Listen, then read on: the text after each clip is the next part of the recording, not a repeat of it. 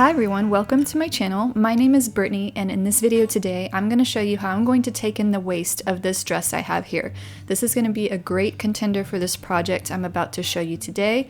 The dress fits almost perfect, but it has a little bit too much give and ease around the waist area. As you can see here, there's a lot of extra fabric I'm able to pull around the waist. So what I'm going to do in this project is, instead of taking it completely apart on all those seams and tailoring it, I'm just going to add some side lace-ups. Like you can see here, there's some side lace-up panels under my arm. This project is super easy, super beginner friendly. It is very easy to achieve this look, even if you don't have those seams under the arms right here. Even if you don't have those seams on your dress, you can still achieve this look, and I will show you how to do that in this video. So without further ado, let's go ahead and get our materials and get started for this project. You're going to need some fabric that matches your dress. I have some scrap white muslin that will match perfectly to this dress. And I want you to pay attention to the grain of this fabric here. You can see there are perpendicular threads woven together, and we want to cut the fabric along this grain, and I'll show you exactly what I mean. And we're going to do it this way because it will make sure that your laces are super strong when you want to pull on them and really cinch in your waist. We don't want that fabric to be too stretchy, so we need to cut it on the grain. So the first thing I'm going to do is just cut one straight line to start along the grain. I'm literally just looking at the threads that are woven together and cutting parallel along the length of one of those threads. After that, after you have your first straight cut going, it's super simple from there. You just line up your ruler against that first cut and you start cutting some strips along that parallel line. So here's a close-up of what I'm talking about. That first cut is already parallel to the grain of the fabric, so I'm lining up my ruler at 1 1/8 inch along that cut I just made, and the next cut I'm making is going to be 1 1/8 inch parallel from that cut I made. So again, just make sure your ruler is set up at 1 1/8 inch. You're going to set up your rotary blade along the edge of that ruler and glide steady, make sure you're straight, and there's your strip. You can also do it with scissors too. Maybe just make a mark along the ruler with a pencil so you have a good guide of where to cut. I decided to cut my strips at 1 1/8 inch. I wanted to make sure my laces were on the skinnier side. You can make your strips a little thicker if you want a thicker lace, but I decided to go with 1 1/8 inch.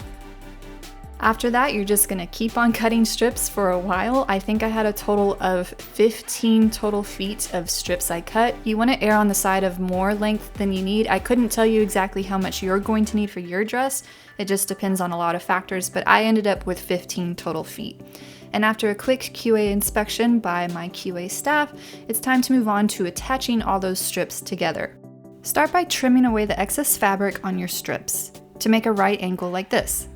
Turn one of your strips 90 degrees to meet with the other strip and overlap them like this, meeting at the corner. You want to make sure those right angles are aligned. Pin your strips together and then draw a line from corner to corner, and that's where you're going to stitch. Really pay attention to the way I'm drawing this line. You want to make sure it's the correct orientation, otherwise you're not going to end up with this strip. So make sure that you're paying attention to this purple line here and stitch along that line. When you're starting and ending your stitch, make sure that you do a back stitch to lock those stitches in place. And I would use a smaller stitch length here to make sure that the strength of these straps when you pull on them is really strong.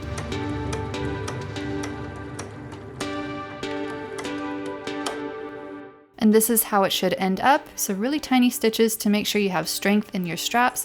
Go ahead and trim the excess fabric down to about 1/4 inch. And you'll want to press those stitches down in place first. Go ahead and open up that seam so you have a long strip and press that seam so it's nice and flat. And again, like I said, I ended up with about 15 total feet of strip, so once it's all sewn together, it'll be about that long. Next, we're going to actually start sewing all of this into one long skinny strap. So what I'm going to do with this long strip is fold it twice. I'm going to bring both long edges folded to the center, and you're going to want to pay attention to where your seams are, make sure they're tucked on the inside. So fold each long edge of your strip to meet the center, and then fold that in half, and then you'll stitch on the unfolded edge of your strap, so where it's open. And this is going to be a very long seam, so just make sure you put on a podcast or a video or something and just sit back and do this really long seam. Again, I'd make sure to use a smaller stitch length just so you have that extra strength in this very long strap. Again, make sure you're paying attention to where your seams are in your strips. So when we attach them all together, make sure you're paying attention to where those seams are and make sure they're going to be tucked on the inside. Next, I'll focus on placement for the loops. Now I have these seams right here, and that's where I'm going to place my loops. If you don't have these seams, just try to find this approximate line that would be equivalent on your dress. So I'm going to start the loops at the bust line and finish the loops about 1 inch below the waistline. So I'll start one pin and end one pin at both of those lines. Next, I'm going to take the dress off and lay it flat, making sure that the side seam is basically going center down the middle of the dress. I'm going to line up a ruler along that side seam, making sure that the next pin I place on the opposing side is completely perpendicular from the pin placement I made on the other side. I hope that makes sense. Basically, I'm using the side seam as a center point for the placement of the pins on each side, making sure they're perpendicular from each other in reference to the side seam. That's basically my whole guide right there, is that side seam. After I have the first and the last pin placed on each side, I can then place the middle pins on each side, but I'll need to make sure that they're evenly distributed, so I'm just measuring the distance between that first and last pin and making sure that each of them are evenly distanced across that length. And then just like we did before, I'm going to use that side seam as a reference point to make sure that the opposing pins on the other side are completely perpendicular from each other. Next, I'm going to start cutting 2.5 inch segments starting from one end of that really long strap we made to make my loops. I'm going to focus on making a total of 16 loops. That's 8 on each side, and that would be 4 on each side of a side lace-up. So 4 times 4, 16. Now, if you come across a seam that you made, like right here in your strap, make sure not to incorporate that in your loop. Make sure to cut that out because we don't want to compromise the integrity of your loops. So just cut that seam out and keep going until you have 16 2.5 inch length segments here. Now that we have 8 by 8 loops for each side, you have the rest of this strap to work with. So we're going to find the midpoint of the rest of the length of this strap. Once you find that midpoint, go ahead and give it a snip, and then you'll have 2 really long pieces, which will serve as your laces for each side of your dress. Next, I'm going to focus on basting the loops. I'm going to do this for a couple of reasons. First, it'll just make my life a little bit easier when I start attaching them to the dress. That way I can handle one step at a time. I don't have to worry about number 1, holding the loop in position, and number 2, attaching it to the dress. I can just baste it first in position and it's ready to go. So go ahead and fold the loop around itself so that each end meets with the other. Tuck it under the presser foot, and do a back and a forward stitch a few times across that loop just to keep it in that looped position so it won't move. And it should look something like this. Next, I'm going to place the loops on the dress, and I want you to pay attention to the direction that the ends of the loops are pointing. The ends are pointing towards the side seam, and this is really important, especially if you're doing this on a dress that does not have those seams. You're going to want to tack where I'm pointing right now, just tack along that imaginary line.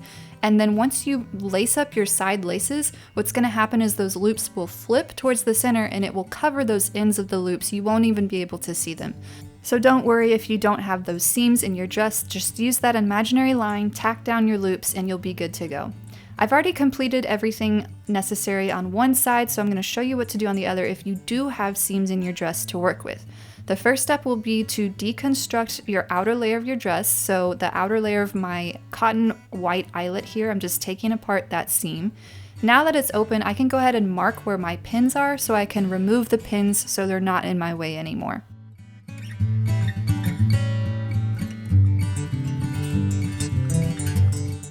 Next, now that I've opened up that seam, I will go ahead and place my loops on the seam allowance of that outer fabric and pin them in place. I'm pinning them here because I'm going to baste them on that seam allowance in the next step. Now I know the loops are pointing the opposite way from the way I just described.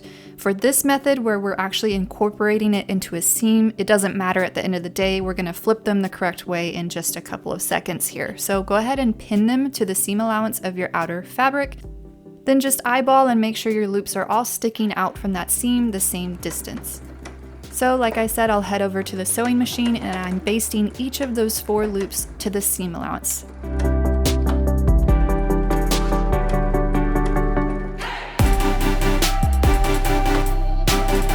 Next, I stitched the original seam back together on that outer fabric, and then I used a serger and cleaned that raw edge up, incorporating those loops into the serged threads. Now here on the side I already finished, I'm showing you that I've actually attached that seam to the lining fabric just to make sure that the loops have extra integrity and they're pulling the fabric on the inside and the outside the same amount. So the way I did that was I pin basted the outer fabric to the lining fabric together right at this section right here. That way everything is aligned perfectly in place and it won't get shifted around. Next, I'm going to stitch in the ditch in that seam that I just repaired that incorporated the loops. I'm going to stitch in the ditch right there, making sure to go through the lining and the outer fabric. That way everything's all attached together and it's super strong all together. The last thing you'll want to do is lace up your loops and you are basically done. Make sure to tie the ends of your laces and cut off the excess fabric and you are done with your side lace-up dress. This is a really fast and easy way to take in the waist of a dress, really make it look like you're cinching in your waist without having to do a lot of complicated tailoring. If you found anything useful in this video, please be sure to like, comment, and subscribe wherever you can. It tells YouTube I'm doing a good job. And with that being said, I hope you have a great day. Thanks for watching my video and I'll see you next time.